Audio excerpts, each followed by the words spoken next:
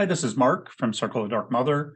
Today we're going to talk about ancient cultures, the serpent and the vulture, and how they relate to Lilith.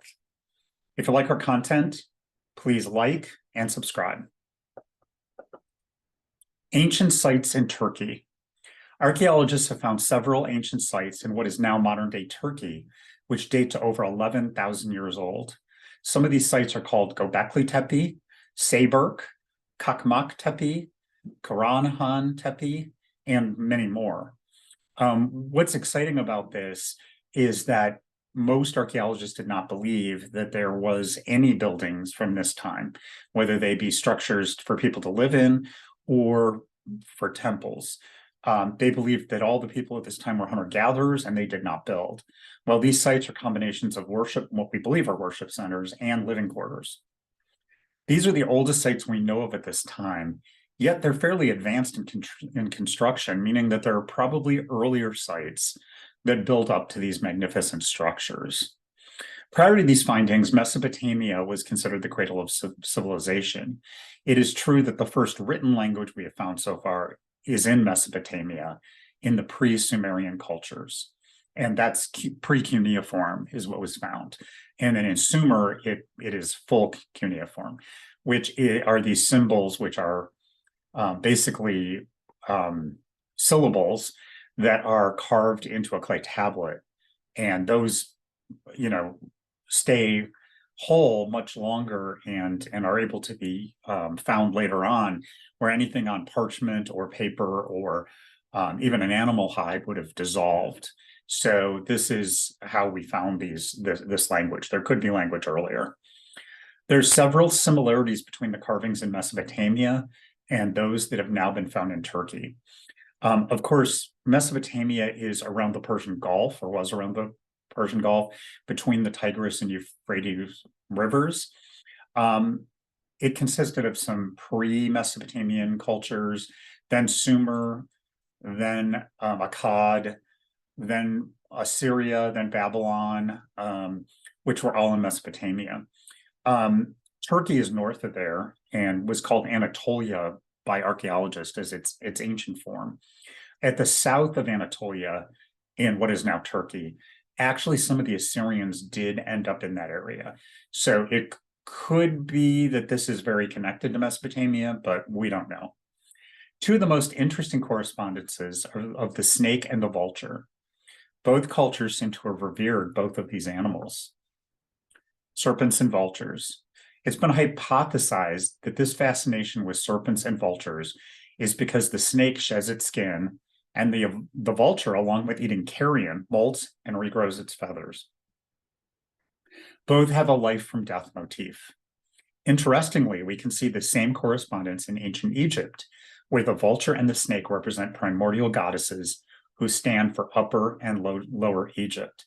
So it's likely that serpents and vultures were seen as deity and seen as holy way back into pre-civilization. Lilith in the Epic of Gilgamesh. In the Epic of Gilgamesh, Lilith is said to have made her house in a hulupu tree. Inanna wanted to make furniture from the tree, but couldn't because Lilith, who is called the Maiden of Desolation, is living in it. A snake has taken up residence at the root, and a zoo bird is in its branches. And it sounds a little petty that Inanna wants to make furniture out of this tree, so she wants to kick them out. But she is the goddess of love and war, and she wanted to make a bed and a throne. And so these were to be holy items. So Inanna goes to her brother, who's another god, and he has Gilgamesh, who's a demigod, go fix the situation. The snake in the roots of the tree isn't just any serpent. It is said to be a serpent that cannot be charmed. This tells us we are not dealing with a normal snake, but instead something supernatural. Ushamgal is a horned serpent that is considered a serpent dragon. Just as the serpent in the Judeo-Christian myths, Ushamgal was a tempter. At the top of the hulupu tree is a zoo bird, yet again, not a normal bird. The zoo bird is a bird dragon that is half divine and half demon, who steals the tablets of fate from the gods, which takes away their supreme power. In the center of the tree, Lilith is said to inhabit the wood. It seems obvious that all three of these beings are related, since they are all inhabiting the same tree. Ancient Sumer has an early form of Kabbalah called the Ladder of Lights, and the Halupu tree is a great representation of the world tree that joins the underworld, the physical world, and the heavens. Dark side of Inanna. I know that this myth from the Epic of Gilgamesh isn't exactly a vulture and serpent in the traditional sense, but we see the myth cycles become more complicated over time, and they also morph to fit the cultural norms and ideas. Some scholars have hypothesized that Lilith may be the dark side of Inanna. Inanna later in Akkadian becomes Ishtar. In one text, Lilith is called the handmaid of Inanna.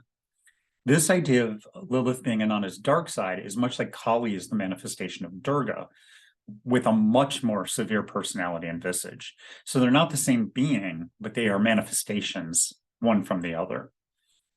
Inanna is the Mesopotamian goddess of love and war. The darker side of this is sex and death. So whether the idea of Lilith being Inanna's dark side was an actual belief, or they were just complementary deities is unknown. In either case, this connection seems obvious.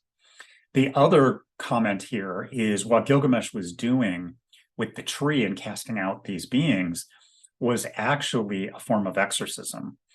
And in Sumerian, Akkadian, Babylonian, there were many, many clay tablets with cuneiform writing on them that were found that actually talk about exorcisms. There were many hymns about exorcism and ways of doing exorcisms and discussions of exorcisms. So the idea being that Gilgamesh is trying to purge the dark side of Inanna in this text is possible.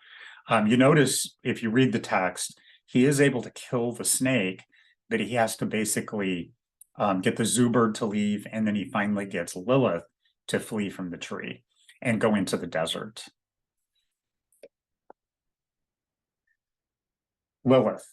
I believe that the primordial Lilith, Lilitu, Ardat Lili, and other Mesopotamian dark wind goddesses, demons, are associated with sex, death, and rebirth. This would naturally link her to snakes and vultures. As humans, we fear and are also fascinated by death.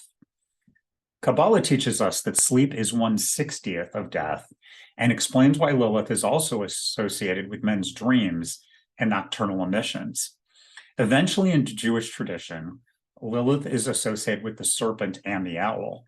I believe the owl replaces the vulture because Lilith's name is associated with nighttime, Layla in Hebrew.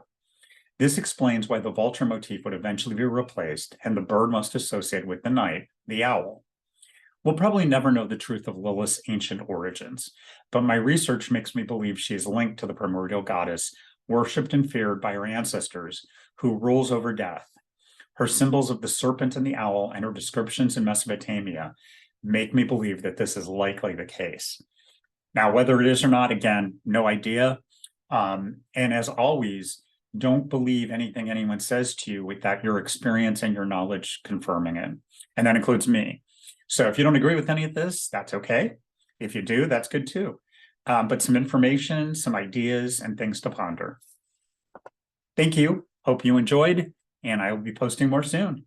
If you like our stuff, click like and subscribe.